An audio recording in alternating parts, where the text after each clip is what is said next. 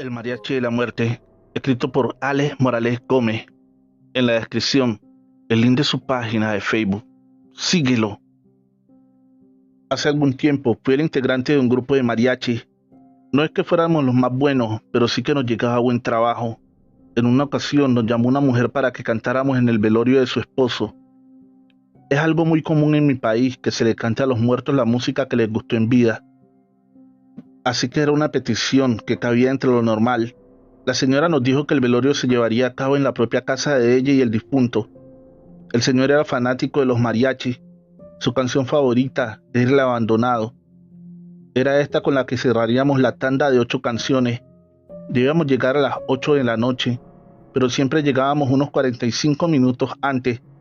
Así nos preparábamos para organizar los instrumentos. Llegamos al frente de la casa y vimos algo que nos sorprendió. De la casa salía otro grupo de mariachis. Todos vestían de negro. Al mirarlos a la cara, vimos que todos tenían disfraz de calavera. Parecían muertos todos. No cantaban, pero sí llevaban sus instrumentos. Solo había un hombre que no iba vestido de calavera. Tenía un vestido gris elegante, pero de un color muy sepulcral. Mis compañeros y yo nos miramos sorprendidos.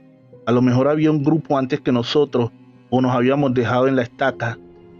El hombre de gris nos miró con tristeza. Se subió a la carroza fúnebre y se marcharon.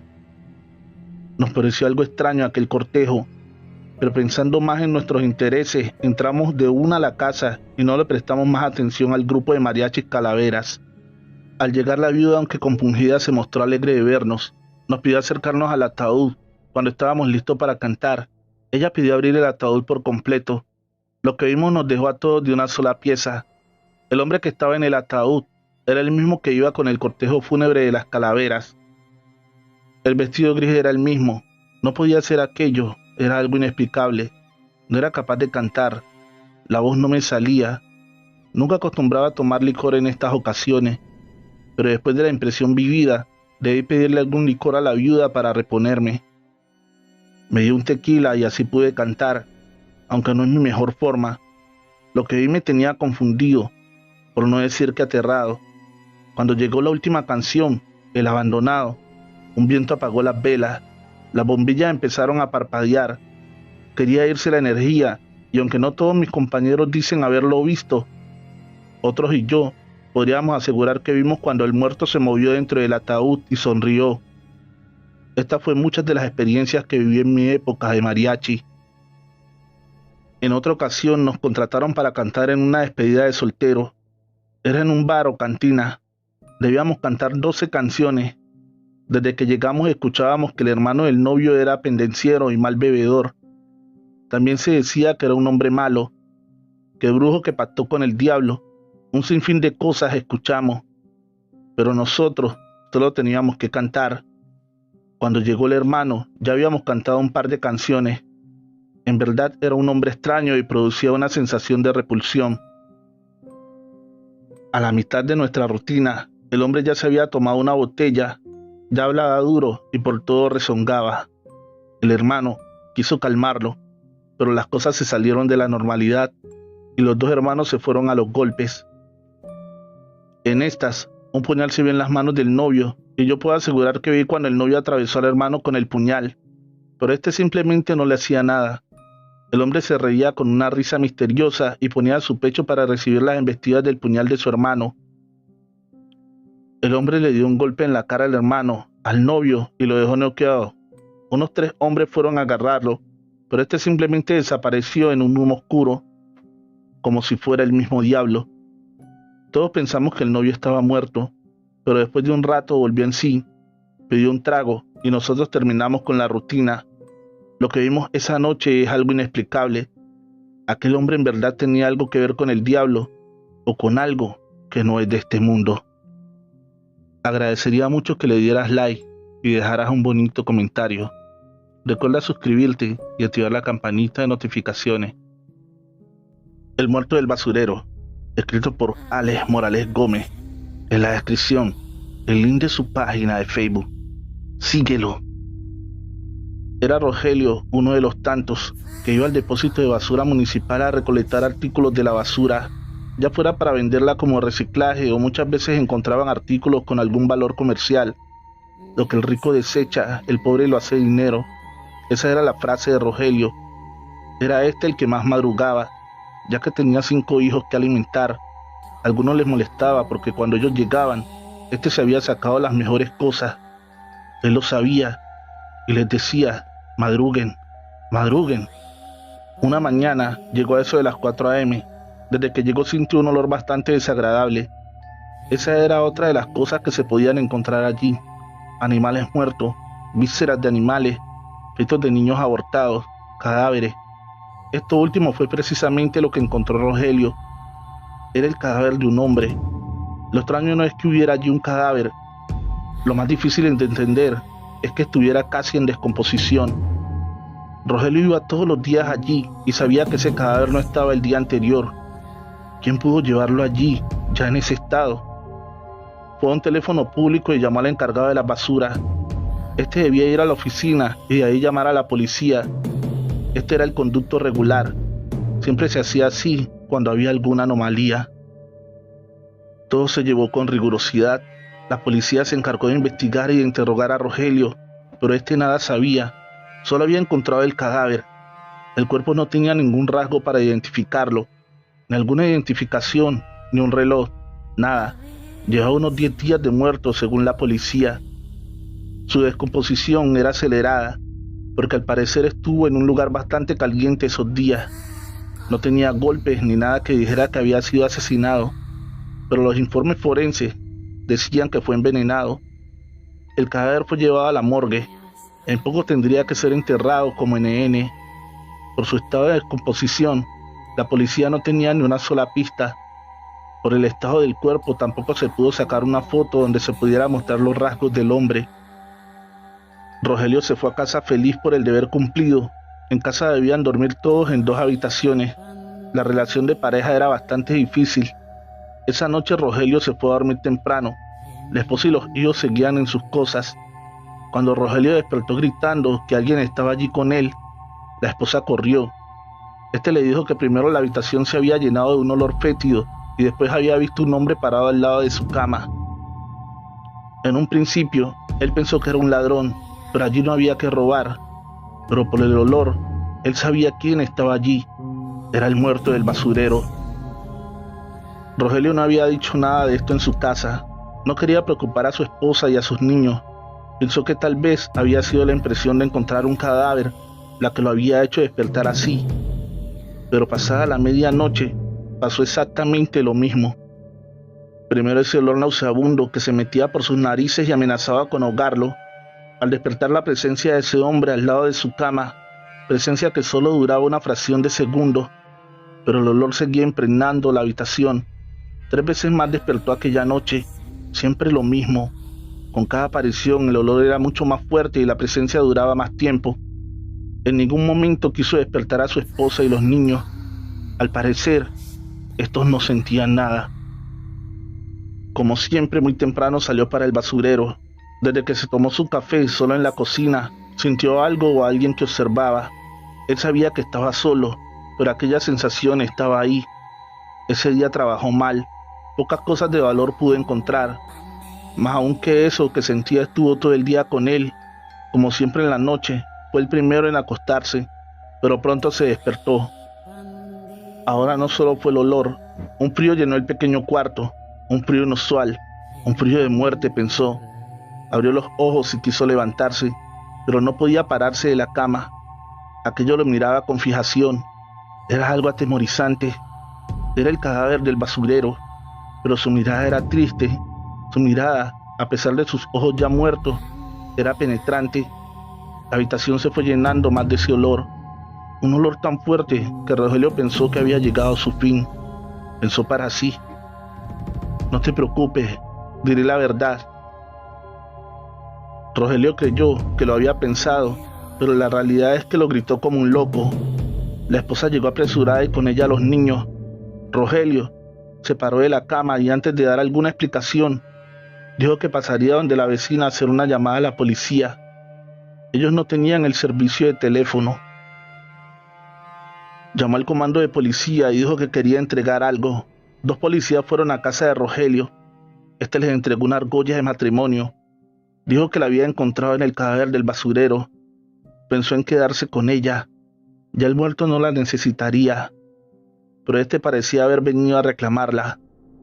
La policía revisó la argolla. Esta estaba marcada con el nombre y apellido de ambos esposos. Era la pista que necesitaba la policía. Buscaron ambos nombres en el directorio telefónico y dieron con la residencia del muerto. Era una pareja sin hijos.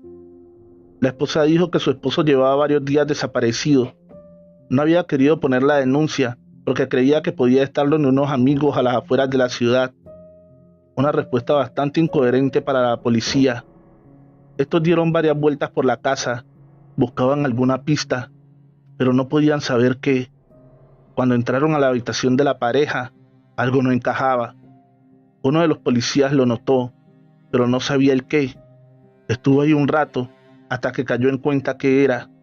El tapete de la habitación era nuevo, todo lo demás en casa era viejo. El policía le comentó esto a sus compañeros y aunque era muy extraño, no era una prueba de nada. Uno de esos fue hasta el basurero municipal y le preguntó a Rogelio dónde había encontrado el cadáver. Una mentira más o algo que había omitido. El tapete estaba en casa de Rogelio. La esposa lo había lavado muy bien y estaba en su sala. El cadáver estaba envuelto en el mismo, así que el policía le dijo a la mujer que debía ser interrogada en la estación de policía. Era sospechosa de homicidio. Era una mujer mayor. No se necesitó de mucho para que confesara. Su esposo salía con una mujer mucho más joven que ella. Al descubrirlo, decidió envenenarlo, así que lo envolvió en el tapete de la habitación y lo dejó bajo la cama. Como no sabía qué hacer, lo dejó allí, pero muy pronto empezó a oler mal, así que le pagó un joven para que llevara el tapete al basurero. Este era un poco oído y no haría preguntas. Lo de la argolla de matrimonio fue algo de lo que no se percató. La muerte de mi padre, escrito por Alex Morales Gómez. En la descripción, el link de su página de Facebook. Síguelo. Alberto tenía 16 años. Era un joven problema, como diríamos hoy en día. Rebelde con sus padres, ya gustaba de la noche. Se sentía orgulloso de haber probado la marihuana y tomar cerveza. Su madre no podía manejarlo y el padre era un hombre enfermo que ya no tenía fuerzas de nada. Desde el viernes se desaparecía y volvía al amanecer del lunes. Su madre trabajaba en lo que resultara para darle todo a él y al esposo, pero esto no le importaba a Alberto. Discutía con la madre porque ésta no le daba dinero para gastar. Este no trabajaba ni estudiaba. Un viernes en la noche, como de costumbre, iba a buscar qué hacer. A unos metros de salir de su casa había que pasar por el frente del cementerio. Este no le prestaba mucha atención al lugar, ni miedo ni curiosidad le daba el cementerio, pero esa noche vio algo que lo dejó perplejo. Vio a su padre caminando a un lado de la pared del cementerio. Él sabía que su padre no se podía mover, o al menos eso decía. Pensó que tal vez su padre lo estaba engañando a él y a su madre, así que renegando, por lo bajo lo siguió. Lo que vio lo dejó más perplejo aún. Su padre entró al cementerio, pero no hizo por la puerta, o de una manera relativamente convencional. Simplemente atravesó una pared. Antes de traspasarla, miró a su hijo. En sus ojos había una tristeza que no se podía definir. Alberto, al verlo a los ojos, sintió un terror inexplicable. Sus huesos empezaron a fallarle. Un temblor en todo el cuerpo lo hizo caer de rodillas. No podía moverse. Su padre había desaparecido entre la pared, pero él quedó allí, como una estatua y con un pánico que no lo dejaba mover. Unos minutos después volvió en sí y pudo moverse. Corrió a casa. Lo visto en las afueras del cementerio lo tenía trastornado. Al llegar a casa el terror fue mayor. Su padre había muerto, al parecer mucho antes de él salir a la calle, solo que no se había percatado de su muerte. Fue y miró el cadáver de su padre. No quería mirarlo, pero se quería cerciorar que era el mismo que había visto entrar al cementerio. No solo lo era, sino que tenía el mismo vestido. Corrió a su habitación y se metió entre las cobijas. Un frío inusual cubría todo su cuerpo. La madre fue la encargada de todos los trámites del entierro. Alberto no quiso estar en ninguno de los preparativos, ni siquiera fue al cementerio. Familiares y amigos lo veían con cierto recelo, decían que hacía parte de su rebeldía y que era un mal hijo, pero la realidad era otra.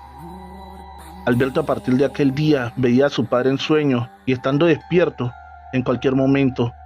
No se veía terrorífico, en su cara solo se notaba tristeza, pero era alguien que se sabe que está muerto. Es la experiencia más terrorífica que se pueda vivir. Alberto no salía de casa, pero tampoco contaba a nadie lo sucedido. Una tarde le preguntó a su madre dónde había quedado el cuerpo de su padre. La madre, aunque sorprendida, le dio las indicaciones del pabellón y la tumba. Alberto fue allí antes de que cerraran el cementerio.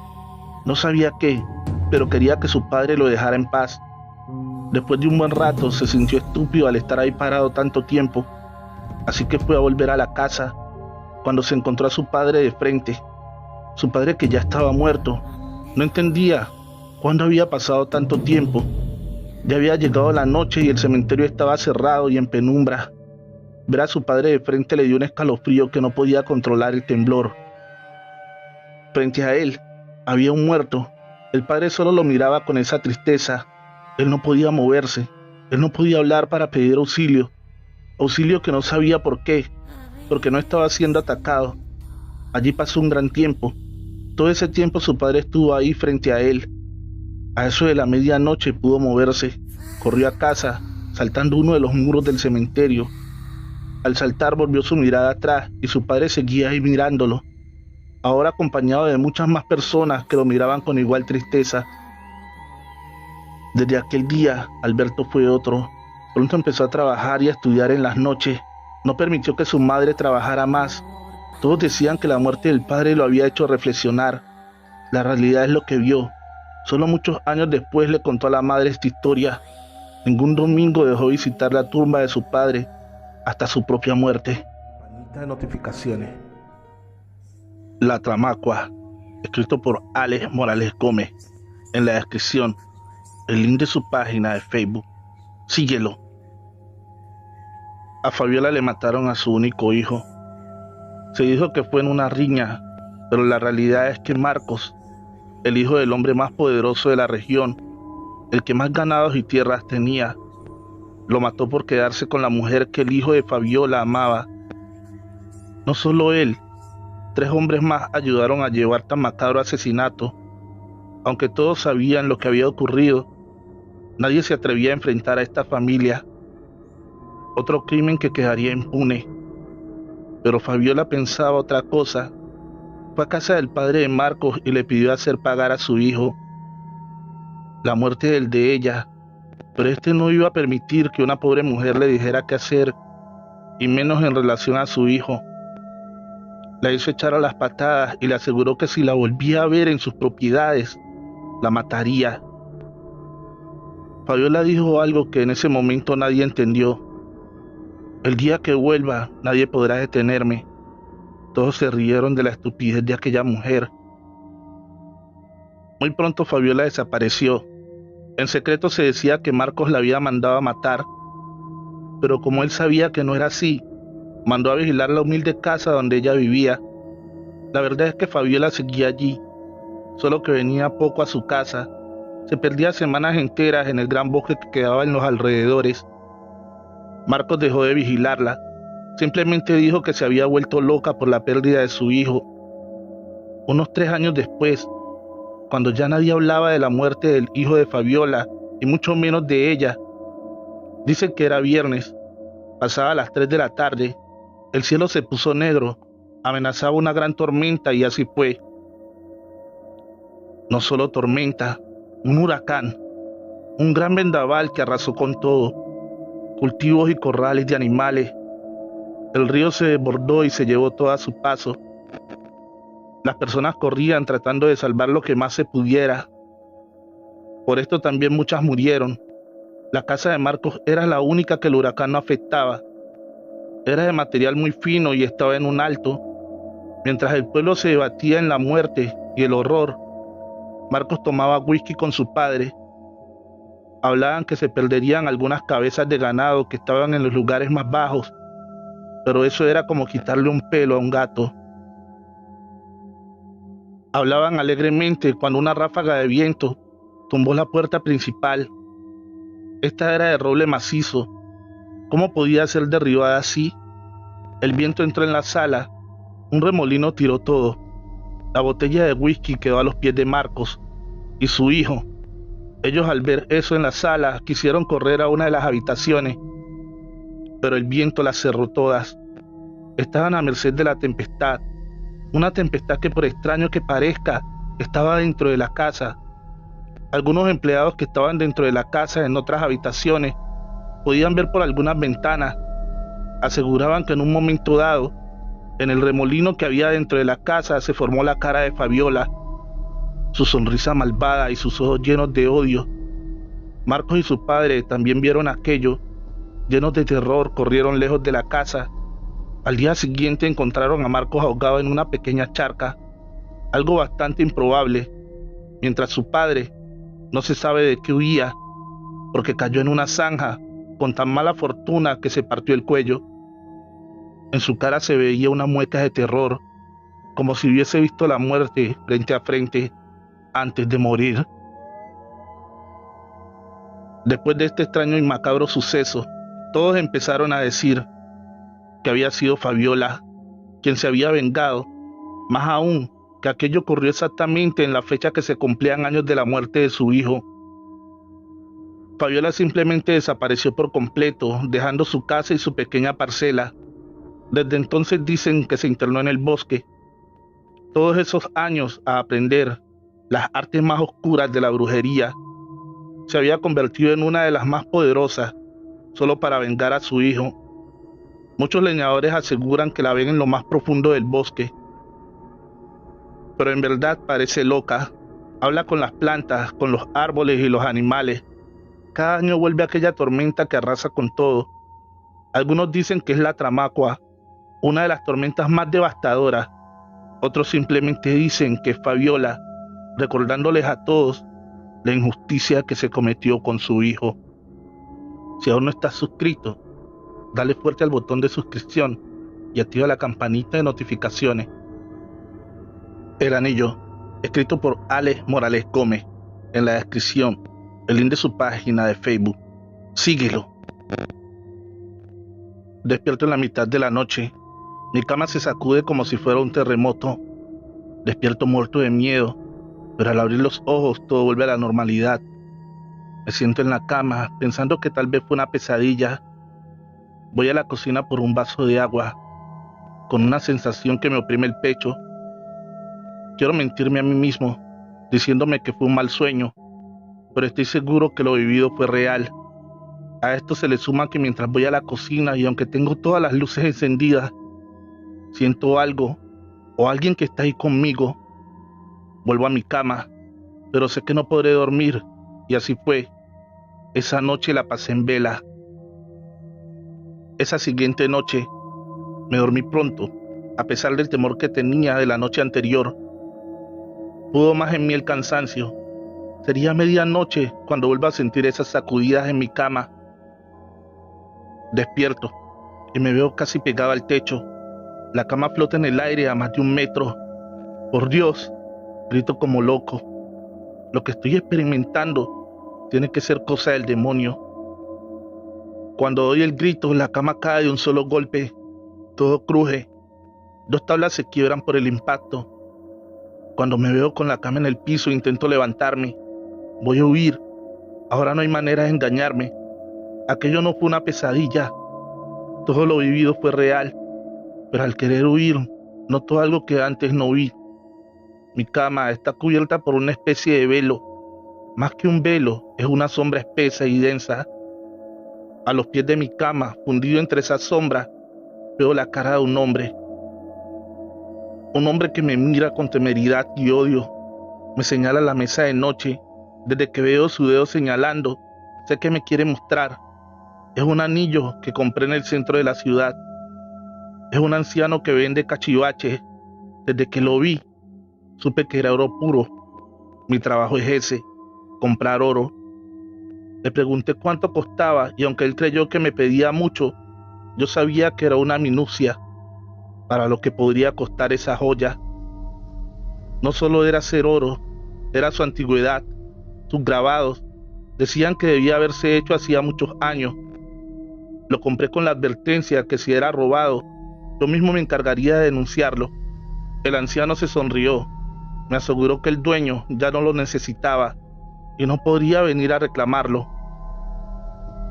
No sé por qué, pero algo me decía que ese hombre terrorífico era el dueño de ese anillo y había venido a reclamar su pertenencia.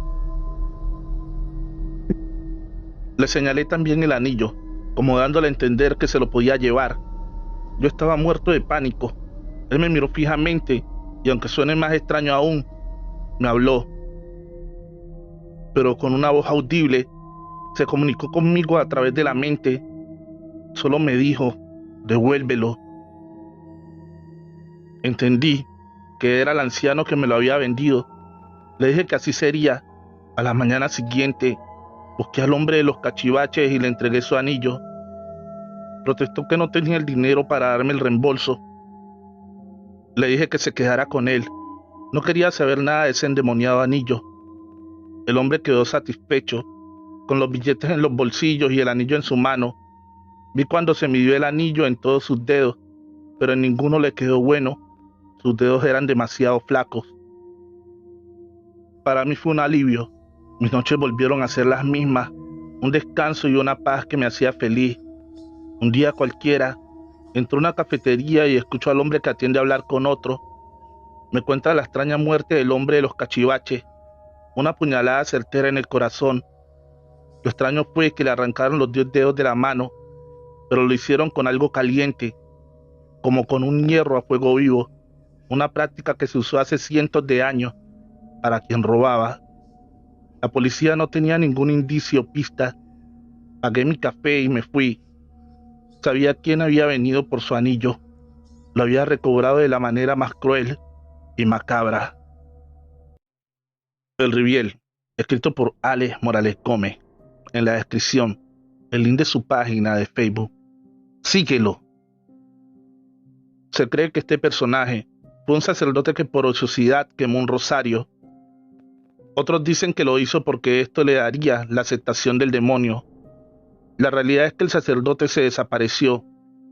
Cuenta la leyenda que el mismo Dios lo castigó y lo hace vagar por el mundo. Es como una especie de judío errante que vaga por ríos asustando a las personas. Pescadores, mineros y bohemios.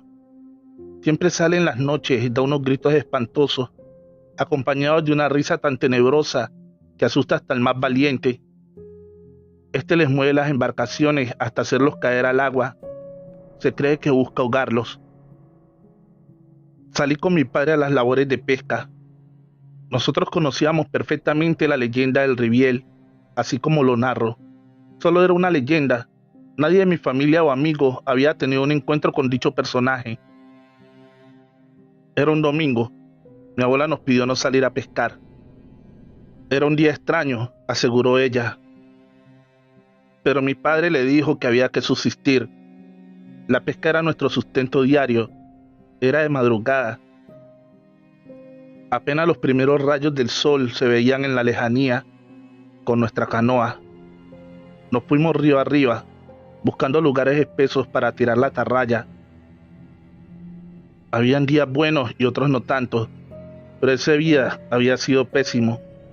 Mi padre no se podía explicar cómo era que no habíamos podido sacar ni un solo pez, solo maleza, ramas y rocas. Era algo frustrante. Subimos hasta el último recodo donde acostumbrábamos ir. Ahí nos comimos un bocadillo y emprendimos de regreso a casa. Ya era más de mediodía. Bueno, cabe aclarar que el río arriba llevamos la canoa jalada por una cuerda, mientras nosotros vamos por la orilla. Ya de regreso subimos en ella y dejamos que la corriente haga su trabajo. Todo aquel día iba mal, no solo la pesca, el cauce del río estaba bajo y cada momento nos atascábamos en algún tronco. Mi padre maldecía por nuestra mala estrella. Debía hacerle caso a mi madre, repetía a cada momento. Entre estas y otras nos sorprendió la noche sin llegar a casa. Faltaba poco. Nos quedaban 2 puntos de pesca donde tirábamos las redes. Al acercarnos al último punto, Vimos cómo los peces saltaban en el agua. Era un hervidero de peces. Mi padre organizaba la atarraya, reía y decía que no todo estaba perdido. Allí libraríamos el día. Nos acercábamos con cautela para no asustar los peces. Lo primero fue una risa suave. Se escuchaba a la orilla del río. Mi padre, molesto, dijo que ese impertinente nos espantaría a los peces. La risa se hizo más fuerte y tenebrosa. Ya no era una simple risa, eran unas carcajadas que tronaban por todos lados. No podíamos ver de dónde venían, pero eran bastante aterradoras, como para dejar de preocuparnos por la pesca y sí por el origen de aquellas carcajadas. Lo vimos salir al lado de nuestra canoa. Era un hombre con su cara curtida por el sol. A simple vista, era un hombre común y corriente, pero sus ojos rojos no eran un color rojo normal, eran dos brasas ardientes. Al verlo dio un grito de terror. Mi padre, más sagaz, intentó dar un giro a la canoa y huir. Pero ese hombre nos dio un golpe en un costado y fuimos a caer al agua. No era esto un problema para personas como nosotros, enseñados al río, pero al caer este personaje empezó a dar carcajadas y gritos ensordecedores. El río se creció, se salía del cauce y amenazaba con ahogarnos. Como pudimos nos agarramos de la rama de un árbol. Allí pasamos cosa de 2 horas, hasta que el río volvió a la normalidad y las risas y gritos se fueron perdiendo en la lejanía y la oscuridad. Volvimos a casa sin un solo pez. Al contarle esto a la abuela, nos dijo que nos habíamos encontrado con el riviel. Nos debíamos sentir afortunados de estar vivos. Cuando aparece, siempre se cobra una o varias víctimas. Hemos llegado al final de este episodio. Recuerda que en la descripción de este video está el link de Spotify. Allá puedes seguirnos para que no te pierdas ni uno de los episodios que estaremos subiendo. Si aún no estás suscrito a este canal, dale fuerte al botón rojo de suscripción y activa la campanita de notificaciones. La mejor forma de apoyarnos es dejando tu pulgar arriba y un comentario. Comparte con un amigo para ayudarnos a crecer. Feliz noche, trovadores, amantes de cuentos de terror.